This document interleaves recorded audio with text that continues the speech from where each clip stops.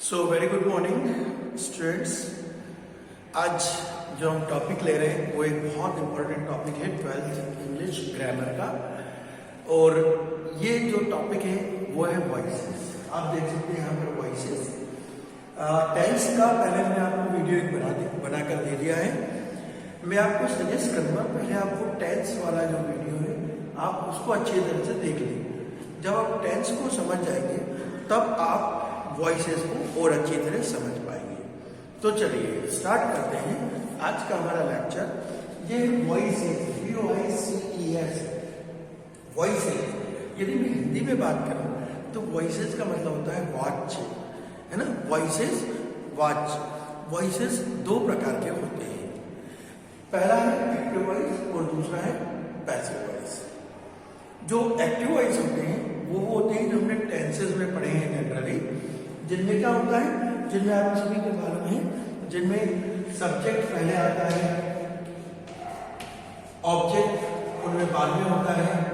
इस तरीके का एक, जहां पर इस तरीके का एक स्ट्रक्चर होता है, हम उसको बोलते हैं कि ये हमारा क्या है, ये हमारा एक्टिव वॉइस है। मैंने आपको टेंसेस में बहुत सारे जो सेंटेंसेस कराए थे वो सारे एक्टिव वॉइस में कराए थे। अब पैसिव वॉइस क्या होता है, देखिए आपको ये समझने के पहले ये समझना पड़ेगा कि हर पैसिव वॉइस में क्या कॉमन आता है। यदि आपने ये चीज कर लिया तो बिलीव इन मी आपकी वॉइसेस कभी भी गलत नहीं होंगी।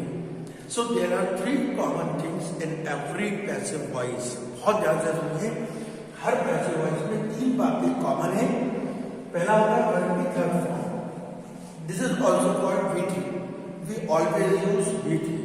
भले ही वो पैसिव वॉइस किसी भी टेंस का हो, किसी भी सेंटेंस का हो, उसमें हमेशा वर्ब की थर्ड फॉर्म का हम प्रयोग करते हैं।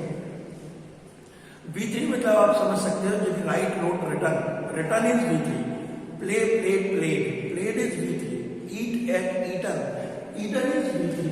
तो this V3 comes in every passive voice. हर एक पैसिव वॉइस में वर्ब की थर्ड फॉर्म का प्रयोग हम करते ही करते हैं, ठीक है।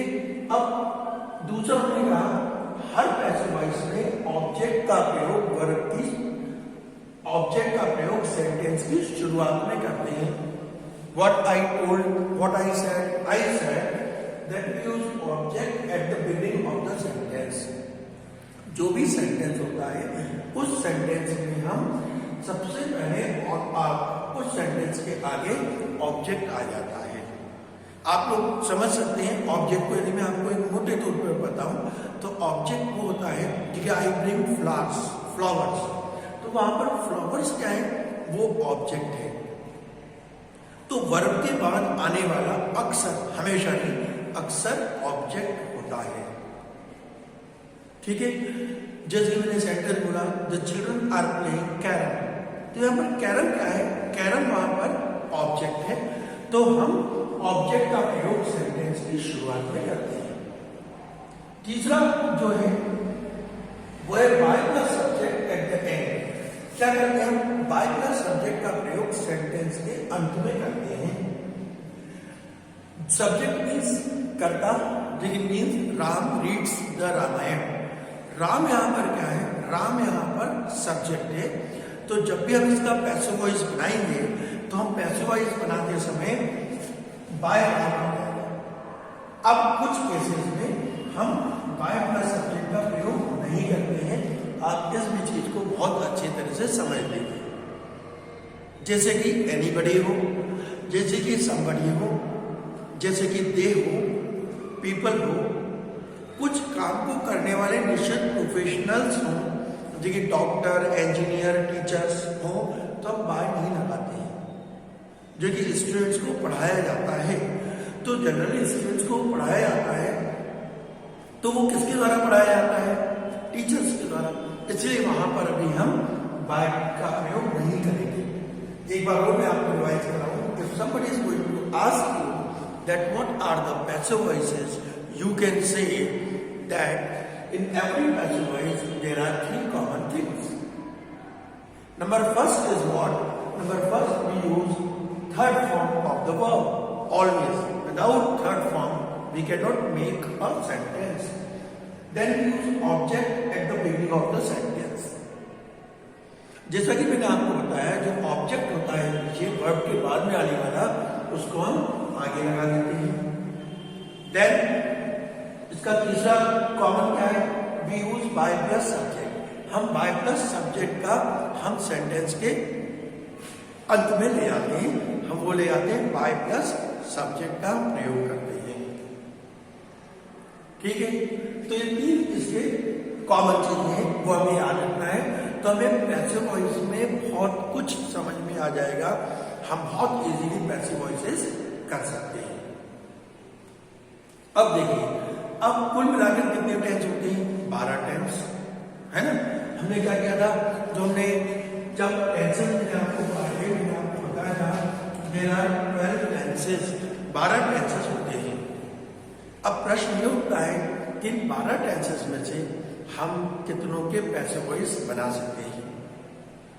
As everybody knows it well, कुल मिलाकर 12 टेंसेस में से हम 4 के पैसिव वॉइस नहीं बनते हैं, हम 8 टेंसेस के पैसिव वॉइस बना सकते हैं. We can make the passive voices of 8 tenses. देखिए, किन 4 के नहीं बनते हैं? पहले मैं आपको बता दूं, 12 टेंस होते हैं एक्टिव वॉइस में, और जब हम उसके पैसिव वॉइस बनाते हैं, तो उनके पैसिव वॉइस जब हम बनाते हैं तो 4 के नहीं बनते हैं. वो मैं आपको बता देता हूं. पहले देखिए, 3 लास्ट के नहीं बनते हैं. लास्ट में मीन्स जहां पर हम यूज कर रहे थे perfect continuous. It means present perfect continuous, past perfect continuous and future perfect continuous. 3 इनके नहीं बनते हैं, और एक नहीं हमारा बनेगा फ्यूचर कॉन्टिन्यूअस का. Are you getting my point? तो 3 ये नहीं, फ्यूचर कॉन्टिन्यूअस का नहीं बनेगा. ये क्यों नहीं बनते हैं? क्योंकि ऑलरेडी इनमें बीन है और बी है. बीन और बी के पैसिव वॉइस नहीं बन पाते हैं.